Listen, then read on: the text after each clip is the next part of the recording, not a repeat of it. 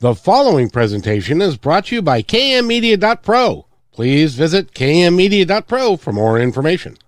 Now stay right where you are as we present.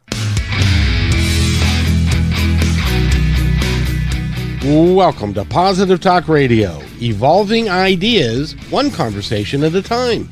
Great guests, dynamic stories and interviews, plus new thoughts on a wide range of topics and concepts. I hope that you'll hang with me, Kevin McDonald, my friends, and of course, you. As together we work to understand why we are all here and what we can do to make our world a better place for all of us. To be happy, be kind, and live in peace together. Yep, that's Positive Talk Radio.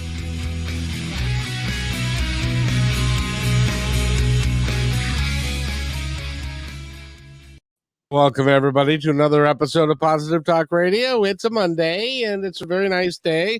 Reverend Rob Lee is with us today. How are you, Reverend Rob? I am good, dear sir, my brother from another mother. How are you? I am really good. I'm looking forward to a great show today. We've got a very unusual topic, but it's a topic that I think its time is coming. And it may be coming sooner than we all would really kind of like it to. But Dr. Brian Fisher is with us. He is an amazing guy. And I did not realize, Dr. Brian, that you've actually discovered 100 new varieties of ants. Well, actually, I've discovered over 1,000 new species of ants and described with colleagues from around the world over 700 new species. New species is science. That's how we document and describe who we share this planet with. That's amazing. That's what I was going to say. You know, some people think the greatest adventures left on Earth is, to go colonize Mars, for example. But actually, it's often just in our backyard. But we have to go out with new eyes and look and ask these basic questions, who do we share the planet with? And you know what I love about that is I've always said all along, we know more about the moon than we do the depths of our own ocean. And it's just, all these different species that keep popping up. We think we know it all. And then there's a new ant that walks out and goes, yeah, you haven't met me yet. Hi, how are you? It's a basic question, and it's just like food. We take it for granted because it's so basic, right? But it's actually very complex, as we'll discuss later, about the implications, right? So you could say, why do we need to actually document diversity? Well, it's because the same reason you say when you take a picture of like the moon or the stars, one picture doesn't really say much. But once you start documenting the fullness of it, it allows you to actually put humans in a new, context. And that context is our connection to the world around us. Without that connection to our food systems or to the life in general, we're going to be stuck. Well, you had mentioned in one of your writings that for the first time in history, that we are losing more species than we are gaining. Is that true? And what does that mean? Well, when we describe new species, we can say we're documenting them, but the rate in which we document is actually quite slow. Yeah, for ants, for example, we only describe about 200 new species a year. But in general, we're actually losing species because of this rapid diversity decline, where we're having dramatic effects on the environment now, reaching that tipping point where we start noticing that we're losing things. Now, we do notice when we lose something big, if we lost all elephants, everybody would be talking about it. But we have hinted at that the number and abundance of insects, for example, is changing. If you just drive around the U.S. in the summer days, you'll notice that 30 years ago, you had a lot more insects hitting the windshield and a lot fewer now. That's just an example of the loss that's happening, that being human, we just adjusted that and go, oh, that's how many insects should be hitting our windshield, without even realizing there was this abundance before, that maybe if we saw that abundance now, we'd be grossed out by it. But actually, it's the beauty of nature. One of the things that I remember when I was a kid, and Rob, I'll bet you, since you were in Florida, I'll bet you do too. When I was a kid, there were bumblebees everywhere. And if you had some flowers out, there were always bumblebees. Now I don't hardly see any. What's going on? Do you have any idea? Well, bumblebees are one of those important species that impact an important process called pollination. And we do know that there has been a spillover of pesticides that have impacted a lot of the bumblebees and bees around us. And those are important components. Now, we've tried to replace all the native bees with the imported bee to do the job of pollination. But, there are amazingly diverse, over 1,000 species, just like in Southern California, of bees. It's just amazing. There are? Yeah, bees are super diverse. It's just phenomenal. And the peak diversity like of ants is like in the tropics. But for bees, it's like in an area between New Mexico and Arizona. There's just like the peak diversity of bees. It's phenomenal. Interesting, Rob. Yeah, first off, Sieglinde, Deborah, my tribe showing up. Bangarang. How are you, girls? Glad you are here. Thank you very much. But Dr. Fisher, I know one of the things I've noticed in my area of going missing were fireflies. It used to be a yearly thing, all the kids out in the neighborhood catching fireflies. And I have not seen fireflies in my old neighborhood for years. Are fireflies being endangered or subsiding, or is it the pesticide thing you're talking about? Well, what's happened there, I don't know locally, but in general, these issues of species decline with insects has impacted all the insects, and including those beautiful lanterns that light up at night that we all appreciate when we're camping in the Midwest and elsewhere. But it's a sign that we are impacting the environment. Sadly, we don't have like a Dow Jones index to the environment where we actually can say, yes, it's embarrassing, right? We don't even have the details to say this has changed and what's causing it. We haven't monitored biodiversity. And it's because somehow, for example, insects, you say, why?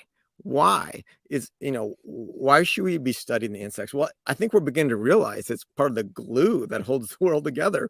And without that glue, what's left? In other words, I think finally we're realizing we're having an impact on the environment, but often we don't make action. We're not taking the necessary steps. And my fear is that by the time we get around to studying them, we would have lost so much that there's not much left to study. I agree. And now here's another. I think it depends on.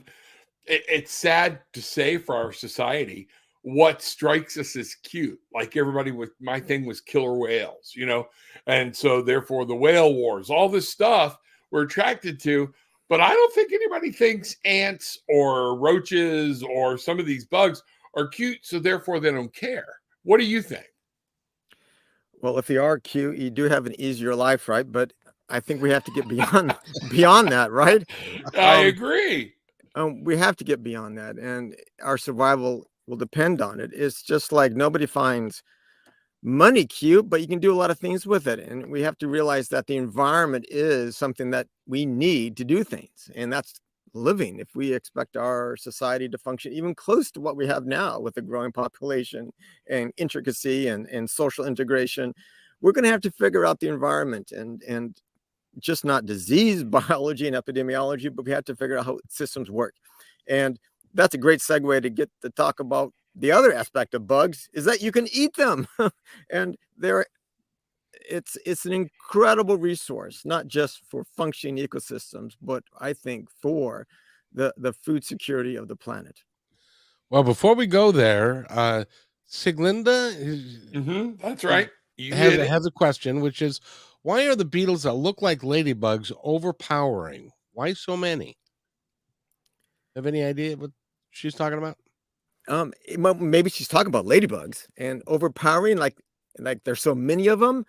Well, they respond in general, the cycle of an insect. There's a moment where they're just like in your face because that's the peak diversity of them. Like butterflies come out during a certain season, and same with ladybugs, they come out in a certain season. And that abundance may be shocking, but it's actually just part of nature. Like you used to be able to go and see loads of sea turtles on the Florida coast. You don't see that anymore, and it's different. But there are beetles that can hurt you, right? There's some that actually spray acid and so forth. But I just think kidding. I had no idea. The bombardier beetles are incredible. Yeah, what Glenda's talking about is the Asian lady beetle. And it looks a lot like, I mean, it looks like a ladybug.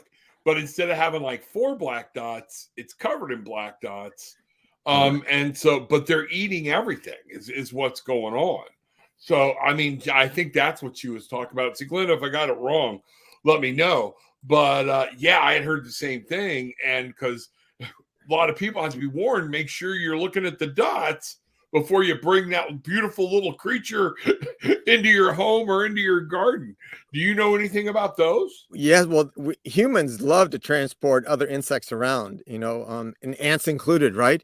And it's an interesting phenomena where you bring an insect that's not native to a new place, and some of it just gets squashed by the natives that outcompete it. But many times you bring in a new species and it's free of its disease. It's free of everything that used to compete with it back home because they evolved in the same environment, and they're just free to actually usurp the energy flow in the system to grow to incredible abundance. And often that abundance is temporary in terms of evolutionary terms, but ecologically, it's a huge impact on us. So for the next 20 years, that species may be super abundant because nothing's impacting it. But eventually, usually a disease, a virus, a fungus will come along and start competing with it and reducing the population. Cool. So they can actually harm a dog if the dog eats it and puts them in their mouth, kind of thing. That's where I heard about it. I think it was Dr. Pole or something like that. They're eating the plants, or and these don't digest or crunch. They actually kind of grab hold inside and hold on up in their gums and form, and they're very harmful. Yeah. So yeah, but they're so pretty, kind of like my ex-wife, very harmful, but bad looking.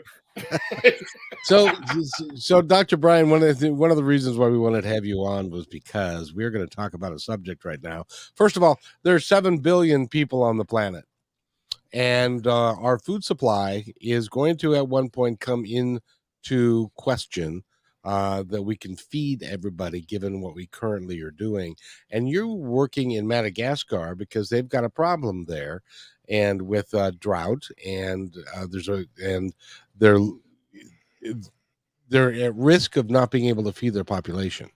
And you're working with a project to help them do that. Could you describe that project for us, please?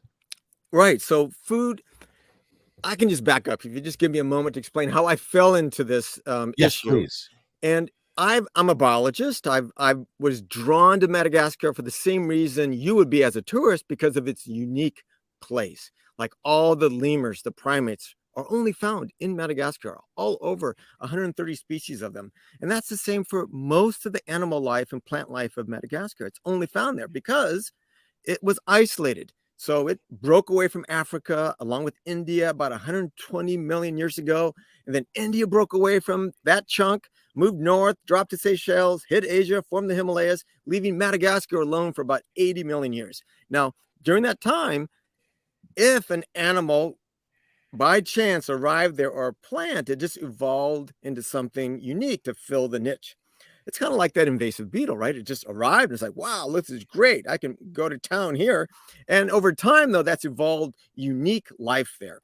And that's what brought me there to go and explore. And I've described over 1,000 new species of ants there and other taxa, other species. But to get to forest there's only about 10% of the forest left. And you have to make this an incredible human effort to go and get to that forest, and you go there and you make these discoveries, and you get back to the lab, and 2 years later, you want to go back to revisit what you discovered to learn more about it, and then the forest is gone. And you're like, well, we got to go faster and get all these forests before it's gone. And we started doing that for like 20 years. We went to about 450 localities across the country with our Malagasy scientists and colleagues. But we realized that if we don't do something different, we don't know how much forest will be left in about 20 years. So we started looking at, well, what are the issues that are underlying why this forest is being lost? And it's not like there's a giant deforestation program run by a corporation. It's actually people living around the forest making daily choices about how to feed themselves and their kids. And it's that question, how to put food in my stomach, is driving deforestation. That drives them to go in and hunt the lemurs. It drives them to go in and cut down the forest to grow maybe corn for just a year because the soil is poor, and then cut down more forest the following year. So we thought, is there anything we can do to actually stabilize that, issue about food security? And I thought, as an entomologist, I have nothing to contribute. But then it just hit me. Edible insects. We've seen everywhere we've gone to in Madagascar, the locals eating edible insects. And we thought, well, what if we could actually, instead of making that insect that's abundant for 2 weeks of the year, if we can make it abundant all year? So instead of just foraging for that insect, we can make it just like potatoes and rice, just right there at the doorstep, so they don't have to go and cut down the forest. And that's what we began to do in Madagascar, to use edible insects. But this dream, if we could provide food security, the people will stop being hungry in Madagascar, the children won't be malnourished, and we will lessen the impact on the biodiversity, on the forest.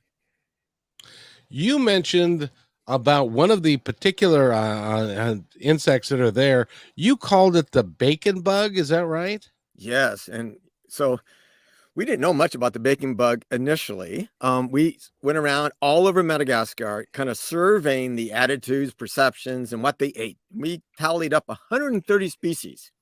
But everywhere we went, what came as what the locals liked the most was the bacon bug. They don't call it the bacon bug. They call it secundri, but we call it the bacon bug because it tastes like bacon. You can just put it in a skillet and fry it up, and you don't have to add oil or anything. And it's delicious. And everybody loves the bacon bug. In fact, it even sells, if you have extra, you can sell it on the market the same price you sell shrimp. It's actually delicious. Rob? Okay. Now, here's my question, though, and I hear you and I understand it, that in a perfect world, we breed these insects. Nature has a reason, though, for them not to be abundant year-round. What do these insects eat? Great question. Why aren't they abundant year-round? So the same thing as if you were a hunter, right? There'd be certain seasons you can go hunting or fishing, or there's seasonality to all life. And what we wanted to do is if we could find the insects they like the best, and there's a couple that we chose, if we could figure out the biology of the farming system so that they're not hidden during that other period, or they're constantly abundant in a way that we could do it. In other words, figure out how to farm them like chickens. They've, over the last 30 years, they've been able to really improve chicken growth by 400%. They improved their efficiency of conversion of chicken feed to, chicken more efficiently. But what if we could be doing the same through insects? Now, I want to back up and say, why even think of this? It's because insects are the most efficient converters of what you would consider waste, plant matter, into protein. They've had over almost 300 million years of time of evolution to actually be that efficient converter. And why insects? Also because they're not warm-blooded, like a chicken, like a hog, like a pig. In other words, you can actually, you don't have to waste all that energy on keeping your body cool or warm because you have to be warm-blooded. So you can use a lot less water when you're growing them. And that's one of the beauties of it. And as it turns out, when you actually eat an insect, unlike like a steak or a chicken, there's a lot more available micronutrients for you. So you get more for your bang when you actually go and eat a spoonful of cricket powder versus a spoonful of meat. Okay. So let's talk about crickets, because that is one of the species that you are working with to see if you can't solve the hunger problem that is going on in Madagascar. So over half the species that they ate in Madagascar, and it's very similar to Africa, were orthoptera. These are the grasshoppers, the locusts, and the crickets. And we found out that there's many species, because what they do is just choose the most abundant one that's locally available. So it's not like the bacon bug where it has to be that species to eat it, because that's the tasty one. With the crickets, it didn't really matter. Or if whatever species we could actually farm, the end result, the taste was basically the same, and they could use it in their same way of cooking. So they were happy with it. So we went from looking at grasshoppers and locusts, which ended up being very complicated to farm, to choosing crickets because it was just easier to farm. And that's where a lot of fun science began in this process. As a scientist, I was worried I was giving up science to do this project. But as it turns out, it's all about science. We had to actually first figure out what species and figure out the technology to farm them.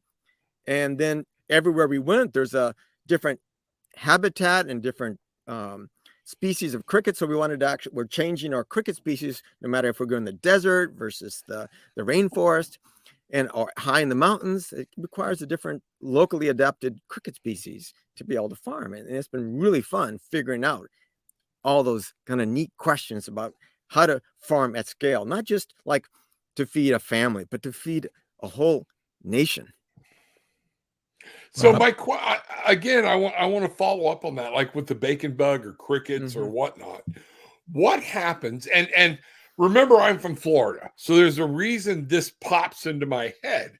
Okay, people brought, the snakes, pythons, boas, things like that. Now they're not, from this area. So that was really stupid to do to begin with, but they started they were selling them. Okay.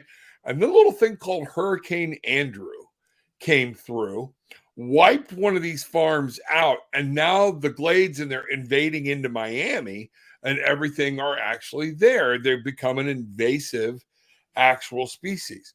So the bacon bug are you saying we could move that from one continent to another? And if something happens and I have my bacon bug farm and the fence get blown down or whatnot, and they all escape, is there a danger, or is it because of the bacon bug or the cricket of what they are that it's not going to hurt? You kind of see where I'm going. Is there, Yes, it's a good question. Some people along the same line say, well, what happens if your building breaks and all the crickets get out? Well, they just eat all the local food, for example, other people. Well, why in Madagascar in particular, we don't want to introduce an invasive species. That's just not the right direction we want to go. So that's why we're using local species. So we're actually farming a species that's abundant right outside. And that's why we keep having to change species wherever we go and set up a farm in Madagascar, because we want it to be a local species. So we have more work to do, because we're not just farming one cricket species, we're farming a different cricket species based on the local habitat. Now, cricket farming is an international business right now. There's cricket farms in Florida, Canada, all over the world. I think there's like 10,000 in Thailand. And they all farm just 2 or 3 species around the world. So already people have found ways to control it, and they're farming it few species that are actually now so widespread it's already out. They're already everywhere. Now if you're in Canada, they freeze in the winter and die, but in Florida they're there on the coast, these the local species. So but we wouldn't want to bring the secundri, for example, to Florida and farm it unless we are sure we can actually keep it there, and we'd prefer not to. So we are only farming secundri where it's naturally occurring in Madagascar. The bacon bug, we're only farming it in Madagascar because we have a mission not to find a way to make lots of money. We're finding a way to have a huge impact on people and help the biodiversity. So we've kind of built this from the ground up to actually make sure that we're benefiting biodiversity in Madagascar. Okay. Because Kevin, check this out. Baconbug.com. Okay. It's there. But there's coming soon to North America. So somebody's already thinking, that Brian's got the idea. They've got a pig with a ring in its ear and a bunch of worms, and they're talking about saving the lives of pigs, and making vegan bacon better by using bacon bugs. I haven't really even catchy. seen that. No, check it out. But it goes into what we're saying. So now somebody's bringing a Madagascar bug over here. What would we have to worry about in the United States if the bacon bug broke loose? I was trying to find another. They won't be able to get a permit very easily. So it's a long process, okay. and I don't think they'll be able to get it, especially in Florida. Maybe in Canada you could, because they have a big winter and they're not worried about it escaping, but I don't think so. But Gotcha. The bacon bug is interesting. So bacon bug work is done with our colleague Courtney Borgeson, who's wonderful, and she's really gotten into this and is like really running with this project in one area of Madagascar. And we actually only kind of semi-domesticated farming the bacon bug. We haven't broke the secret yet. We cannot large-scale farm the bacon bug. It's semi-wild cultivation. Unlike the cricket, where we've kind of broken the system and we can farm them in a building, in a warehouse, at any scale right now. And the bacon bug still is, I really want to figure out how to do it at scale, but we haven't cracked it yet. So we still need to be actually in Madagascar farming that. So, Dr. Brian, I wanted to ask you, and Reverend Rob brought it up, the introduction of the anaconda, and there's also a couple other large constrictors that have been introduced into the Florida Everglades and stuff, and they can't find them, and they're growing, and they're disrupting the ecosystem. What's the scientific community think about that? Is that going to become a huge problem for? Well, I imagine it already is a huge problem, but how are they going to, are they going to be able to put the toothpaste back in the tube, so to speak? So eradication of invasives is a huge topic. And if you're a small island, like a bird sanctuary on an island, there's a lot of investment in eradication of cats, of goats, of other insects, maybe even ants on Santa Catalina Island. That is impacting it. But once it's out in a huge area like Florida, there's like no way. So the cat is out of the bag, and there's no way of going back. Now you can kind of look for ways to have a check on them. I think there's roundups now, but I don't know if that's having any impact at all. But eventually, not in maybe our lifetimes, but eventually nature will have systems. Other animals will learn to actually prey on them if they're allowed. So if we have any other predators, there would be the bobcat, I guess, or something like that, will learn to actually prey on them, like the eggs. Somebody's got to love to eat python eggs, right? So something eventually will learn to capitalize on that resource. Yuck. I am so glad. I hate snakes, and I just can see there being like. Well, did you hear about the gentleman the other day that was driving down the road? It was dark at night, and he ran into an 11-foot alligator in the middle of the road, and killed the alligator and himself because that sucks. He flipped the car and ended up upside down in the ditch and stuff like that. So, I mean, where was that at? It's Florida. Okay. That's why it didn't make the news down here. Okay.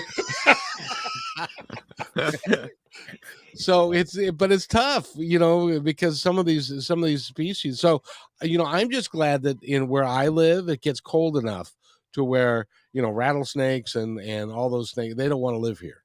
But it is interesting, our acceptance of abundance of nature, right? I really like it about Florida that they do accept the abundance of alligators, right? I mean, if you go to, I don't know, Wisconsin, and they get 200 wolves there, they go crazy, right? I mean, they just go like, there are more people being hurt by dogs, but all of a sudden, if one thing gets hurt by a wolf, all of a sudden it's out to get them, because we have this historical baggage of always killing wolves, and that we just can't get rid of it. But somehow, maybe because for some reason, that history is not there for alligators, and we still have them, and I love it. Okay, so let's turn back to now. I grew up in the food service industry, and I would like you to tell me how we can package crickets so that people will eat them here. Well, that's a great question because, we have nothing but acceptance right now in Madagascar. Like, we cannot produce enough to meet the needs of our programs. And so I, as a Westerner, was very worried about perception, right? And I was like, oh, let's do this study to figure out if people eat it.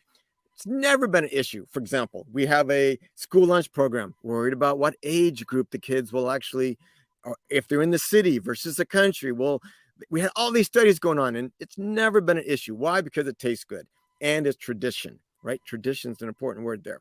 And now we go to health clinics and we try it there. Well, people want it. Well, they want it because they see immediately the people that have cricket protein in their diet are responding to medication, are gaining weight, and are getting better. In fact, our tuberculosis clinic, where we first did the trial, half the patients had cricket powder, half of them didn't. Those who didn't did a sit-in and demanded, and they refused to eat unless their meals also had cricket powder. So bingo, it ruined our experiment, but everybody got cricket powder and everybody got healthier. Now all the clinics want cricket powder in Madagascar. And for famine relief, people love it too, but they're like, oh, maybe just because they're hungry, they'll eat it. They'll eat anything. But it's not true. It tastes good. So to me, the challenge, if you go to the Western diet, is how do you get it to people to try it? Because if they try it, they'll already have, or it's like just trying it's the gateway. If they can get over that initial hurdle, because it's not tradition, because it's new, those two things are the challenge. And one way to do it is to kind of just slip it into food as like hamburger helper. So I don't think people are going to be ordering up a big bowl of cricket powder to serve at the dinner table, but they might realize that, oh, at the store, this meat product's getting kind of expensive, but if I buy this over here with, it's like a cheaper hamburger, and I'll buy it, and the kids love it. So bingo, and that's how we get it in. Cricket powder. Now, is it? I guess we're grinding up crickets. Do you grind them live? Do you kill them? Do you roast them first? Are they? What's the stages of cricket powder? That's a great question for a couple of reasons. One, we wanted to actually produce something in Madagascar that was part of that tradition. So I went back and read all available literature for 400 years where any mention of the traditional diets of Madagascar. And from the earliest times, they remarked that in the South, they would say it like this. Every, household, any smart thinking household would have a stash of cricket powder basically in their home. I'm like, wow, that's pretty cool. Why? Because of that time of plenty, because the powder is stable. So they could actually use it at any time, even 2 years later, they could just use it. So they would, when locusts were plentiful, they would gather them up. They would even stop wars and gather up the locust, boil them, lay them in the sun, and then when they dried, grind them into a powder. So we wanted to make a powder because that's how the locals did it. But as it turned out, it's actually the best way to conserve it. Once it's ground to a powder and sealed in a bag, it's good. It's got a shelf life of minimum 2 years. And that allows us to ship it anywhere in Madagascar for famine relief, for school lunch programs. It can just sit there, not in refrigeration. And then, you scoop it out and add it to your sauce for your hamburger helper, whatever, or your spaghetti sauce or your sauce on your rice. So that's the beauty of it. But if you talk about farming practices, the beauty of farming crickets is that you don't harvest them like a cow in their youth. You don't harvest them before they become an adult. You actually harvest the cricket at the end of its life. After it's already laid eggs, if it's a female, after it's already mated, if it's a male, and we time our harvest 3 days before they would die naturally. And that allows us to maximize egg production, reproduction for the next batch. And then they are about to die. We don't want them to die before we harvest. So we harvest them and we just put them asleep. And you can do that with the CO2 and our large scale farms. That's how we do it. And then they just actually are killed then. And then we put them in the oven and dry them. And then we grind them in a giant food grinder. But before you do that, you harvest their poop. Yes. And this was like a surprise benefit in the whole process. I don't know of any Oh, other I'll industry. bet. We're just farming. Then we're like, well, they produce a lot of poop. And as it turns out, this cricket frass is a brilliant fertilizer. And we are actually selling the fertilizer right now and testing it in reforestation and vegetable gardens because we think we can offer. You may have mentioned that at the local village level, they're cutting down the forest and cutting down more forest because the soil is not sustainable to keep farming on it. But we're producing this magic fertilizer that actually extends and bioactivates the soil. In the US, people are buying cricket fertilizer from the cricket farms. Do you know who is? It's the marijuana industry. And they're paying top dollar for the See what happens? for the cricket frass because it's so good. You only have to apply it once, unlike chemical fertilizers. It doesn't leach out. You don't have to keep applying it. And we first started just with like vegetable gardens, and now we're going on to cash crops like corn. But when we started adding it to reforestation projects, we realized that our farming of crickets could have a net gain to the environment where we're actually not just reducing the impact. Our manure is bringing landscapes back around where we're farming. And this is why I think it's a brilliant solution, cricket farming. I think it probably is. Right now, I've just got a picture. Hey, Bill, what are you doing with your cricket crap? Well, I make these great tomatoes, and it really works well on the psychedelics. But, tell me about, because I have seen, and we can buy cricket powder now. You can get it on Amazon as a protein powder. So is the protein really that much higher? So if somebody had a bowl of noodles and we put cricket powder on them, like a tablespoon, a teaspoon, whatnot, are they really getting that much more protein because it's that high protein packed? Yes, it's between 55 and 65% protein. A chicken's like 28%. So it's much more than like a chicken or a beef or just our standard meats. Is super high dense protein. And so initially our attraction was to protein, especially in a place like Madagascar where there is no protein alternative. That's it. There's nothing you can do. There's no protein. You can't put more cows on degraded landscapes. You can't cut down more forest when there's no more forest. And so it's not like you can import soy or corn, and it outcompetes that completely because of the protein richness of it. And we're farming it on kind of waste products, weeds and stuff. But it's more than just the protein. So it's really important if you have or fighting anemia. It has a lot of important iron in it. And more so, there's a lot of micronutrients in it. Recent studies by some teams in Virginia Tech showed that it actually really improves the gut microbiome. And this could be why in the clinic setting, children are responding so well, because they're sick and they have diarrhea. But once they start on cricket powder, they're just absorbing more nutrients, maybe that were just passing through before. It's Good interesting. question. Now Siglinda has a question for you. So what do these harvesting farms feed the crickets? That's a super important question, right? And it gets at really why insects are so interesting. First, you could talk about conversion rates. Like if you have a pound of feed, how much protein do you get at the end? How much animal do you get at the end? And as it turns out, that it's compared to like cows or pigs, it's super efficient. Like there's so many more times the conversion rate for crickets. But as it turns out, it's very similar, but better than a chicken. So we have to look at just more the conversion rate. You have to start looking at maybe protein retention. So you can say, well, how much, if you give it a certain amount of, if your feed has a certain amount of protein in it, how much protein can you access when you're done? Well, that involves like what edible portion is it? So with the chicken, you don't eat the feathers, right? But with the cricket, you eat everything, and you don't eat the bones maybe.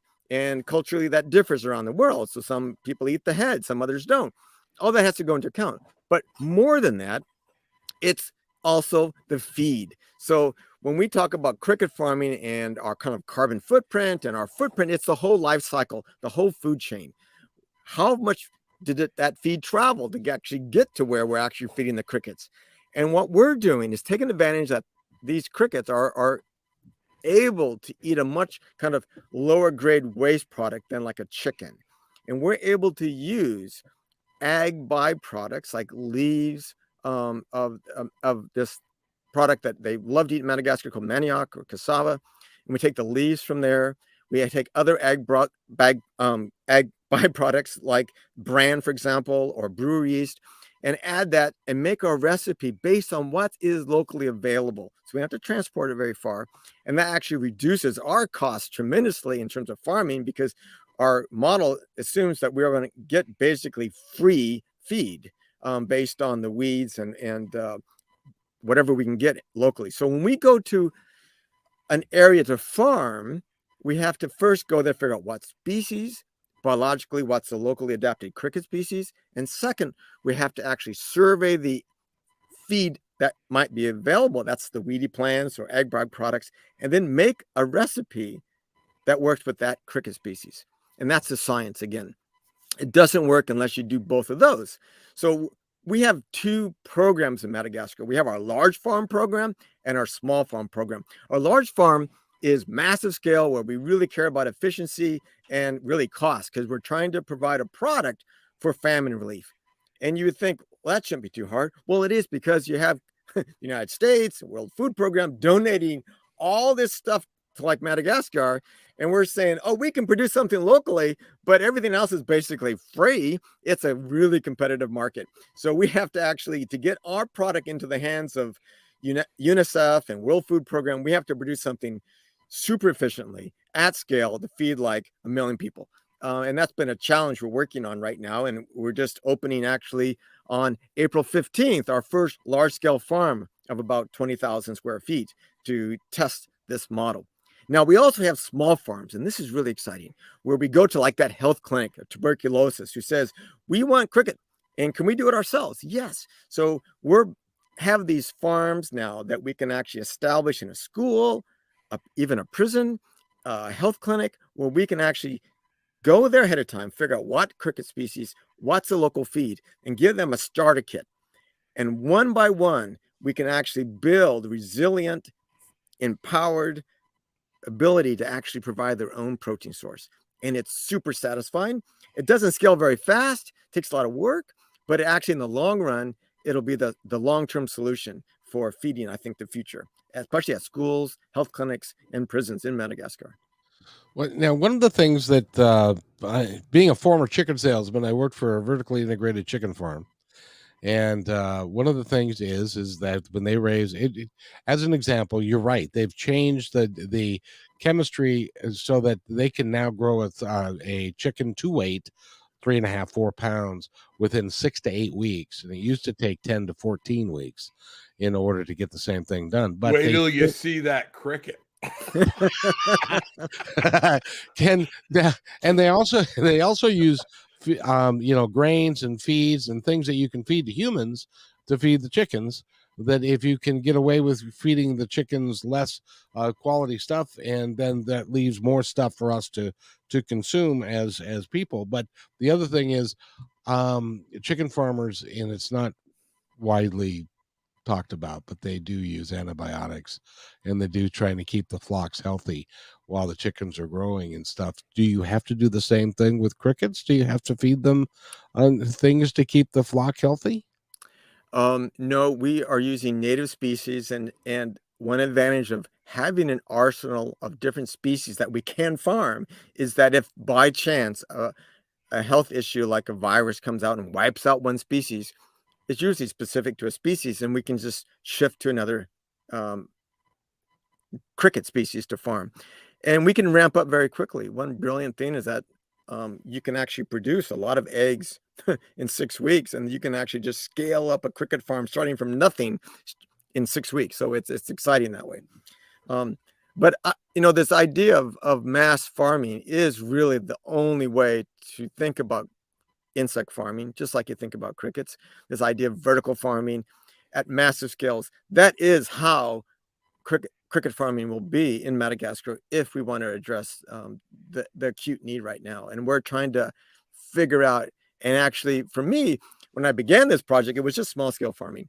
But when this huge famine started happening, it really changed my vision in a sense that I want to see cricket farming in Madagascar at a level that we don't have to import all the soy and corn from overseas as a band-aid.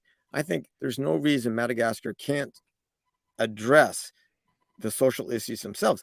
We have such a wonderful, enthusiastic Malagasy team, and they're making great strides every week in figuring out how to farm better with less time, less water, less feed, and it's exciting. So, they've had 50 years to do this to chickens, and I think in the next few years we'll be having incredible breakthroughs too.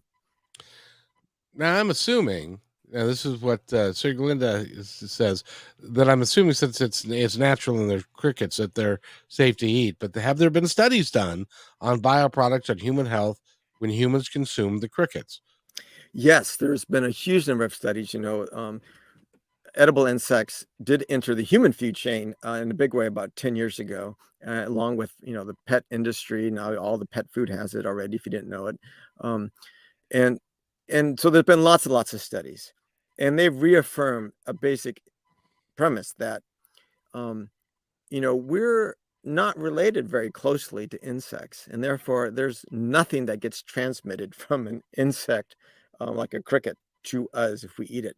Unlike pigs, chickens, and cows, right? There is no disease like mad cow disease or avian flu or something like that we have to worry about coming from a insect like a cricket. And that's the beauty of it. Now, that said, people are allergic to like crustacea, clams or shrimp, right?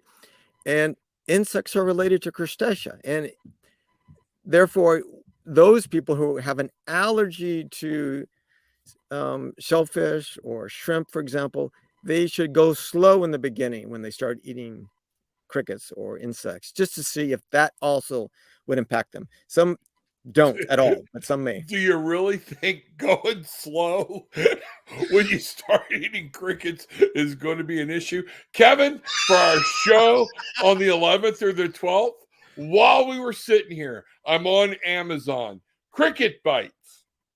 There is a cheesy ranch, a buffalo wing sauce, and hickory smoked bacon. I just ordered a variety pack, and we'll try them on the show for something new for the week of the 11th. Oh no, we're gonna do that in Florida. That's for sure. I'll fly down. I'll fly down for that. I did have a question for you. You betcha I will. You laugh, but you're gonna enjoy eating those. Hey, if it's out like this, I'll try it. I have to tell you how I eat it every morning, because in Madagascar it's easy to eat it the traditional way, which is like adding it to a sauce like lentils that go on rice. You just take a spoonful. That's all you have to do. But that doesn't really match. I don't eat rice every meal like they do in Madagascar. So here in the US, I just love yogurt in the morning, and instead of granola, I add a spoonful of cricket powder and stir it in, and it's delicious, and it's just a great easy way. And that's what these are actually, the whole dried cricket. So we're gonna go big. Go big or go home. So if this turns into Jeff Goldblum and The Fly. By the way, they introduced those as a novelty item at Safeco Field for where the Mariners play in Seattle. They no longer have that on the menu. Well, they're coming out of Oregon, so it's probably the surplus. Exactly. I did have a question for you, and it has to do with cows, because one of the environmental impacts of having too many cows is the effect of cow farts on the and methane in the world. Do I don't know this. I'm sure you do. Do crickets fart? No, they're not farting, right? No, methane is a byproduct of rumination and so forth, and it's not an issue at all for cricket farming. Wow. So actually, if we could decrease the amount of beef that we are using, and that would actually save the planet in that respect as well. You know, there's no way we're going to reduce anything, right? I think what we're talking about is just like human population is increasing. It's doubled in the last 50 years. It's going to double in the next 30 years, like in Madagascar. So we can't even feed everybody right now, right? And it's just like when your bank account goes below zero, everything's just dandy, right? Until it's below zero, right? And for those people who are hungry, that's below zero, they have to make new choices. And it's whether or not we as a community, before our collective bank account goes below zero, if we're willing to actually test and try something new. And I urge everybody who's listening to go and try something new. Well, I applaud you. I applaud you, Reverend Rob. You're the man. We're gonna try it, brother. We're gonna try it.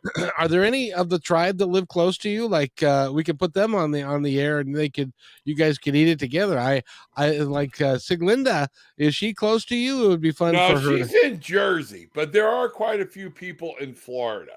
So but they're spread out all over Florida. So we'll have to see. I'll put that out there to see who wants to try it. And maybe we'll send them a Zoom link and we can all be on. And, what got me was the flavors, buffalo chicken ranch, ranch cheese, and crunchy, cheesy ranch. Yeah. Okay. Well, I got a question for those of you that are listening and now and later. They've got this new hamburger that is a meatless hamburger patty, and it tastes just like a regular hamburger patty. Have you ever looked at the ingredients of what's in that? No, I have not. I would venture to guess most people have not, because it looks like, and it tastes like a hamburger.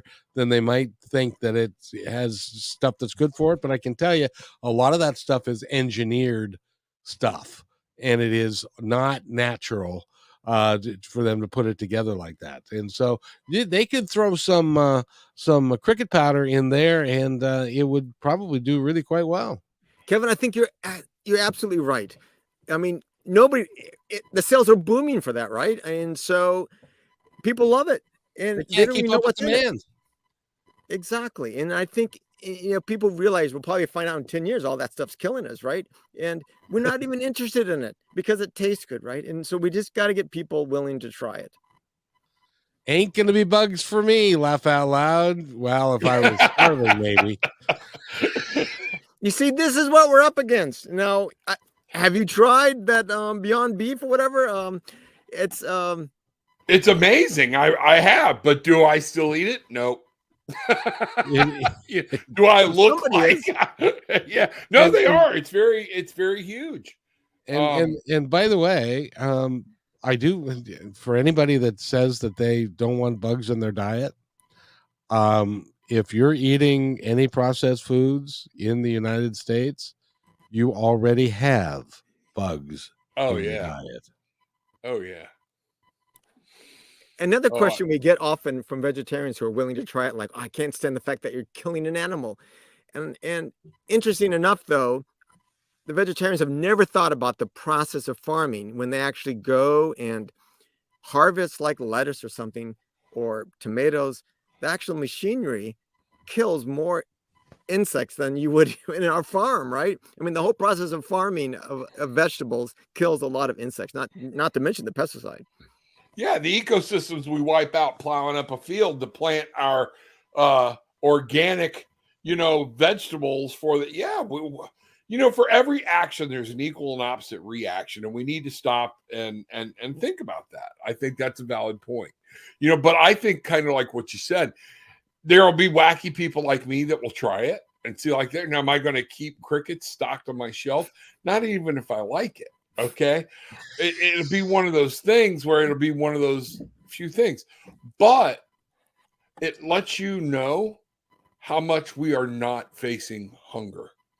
And it gives us something to be thankful for and grateful for in this country that we're not resorting to, hey, when's it going to be Soylent Green? We're going to start killing old people 3 days before they're dead, and we'll have Charlton Heston running down the street. It's people, or whatnot. But we're not hungry enough. When you get hungry, you'll eat. Unless it's the bacon bug. Yeah. No, I think when you get hungry, you'll eat. And I looked them up. They look like mealworms, Kevin. So whenever we can get some over here, I'll try them too. I'm hoping they're dead. I don't want to be like.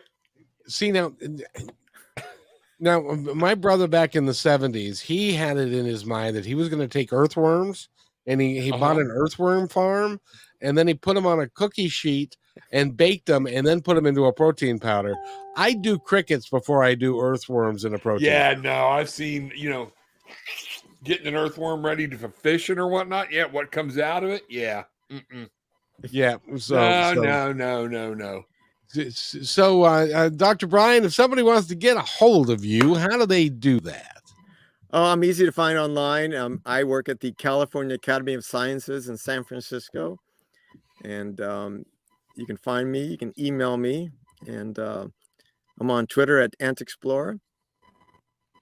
We're changing our format a little bit, and we're going to be going from 4 o'clock or 2 o'clock to 4 o'clock Pacific time, which is 5 to 7 Eastern time.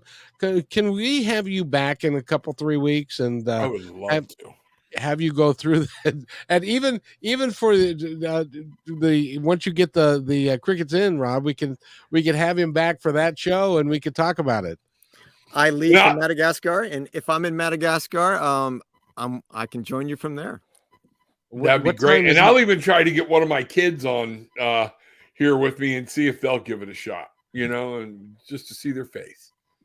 So what time is it in Madagascar right now? It's 11 or 10 hours difference, depending on if they've done their time change or not. And I'll be there. I leave here the April 19th. Oh, it's perfect. We might be able to catch you before then. Yep. We'll see if my just be on standby for when my crickets come in, because I'll notify Kevin, and then I'll tell you my favorite flavor. I admire your guts, young man. I admire you. What you'll do for science is just amazing. Absolutely. You won't see this on Hell's Kitchen. No, but it might be a show one day. That could be true. So, but you know what? We got to try stuff like this. So you're right. We do. Dr. Brian Fisher, thank you so much for being on the show. It's been such a pleasure. My pleasure. For the best of you, eat bugs. Eat bugs right off the windshield. That would be fun. So thank you very much, Rob. I'll see you on the other side. We have another show that we're going to do right after this. And so we'll be back here in just a few minutes. So on Tarot with an Attitude and Positive Talk Radio, the YouTube channels. So stay with us. We'll be right back. And Dr. Brian, thank you so much for being here. Bye-bye. Bye-bye. Thanks for enjoying this episode all the way to the end. Please give us a like and subscribe to this channel. This has been a production of kmmedia.pro. Please visit our website, oddly enough, named kmmedia.pro, for more details about us and our mission, which is to provide great positive programming designed to inspire us all. I'm Kevin McDonald, and I'm proud of these shows, and I truly hope that you'll like them and share them with friends and family. So on behalf of our entire team, remember, be kind to each other, because each other's all we've got. We'll see you next time.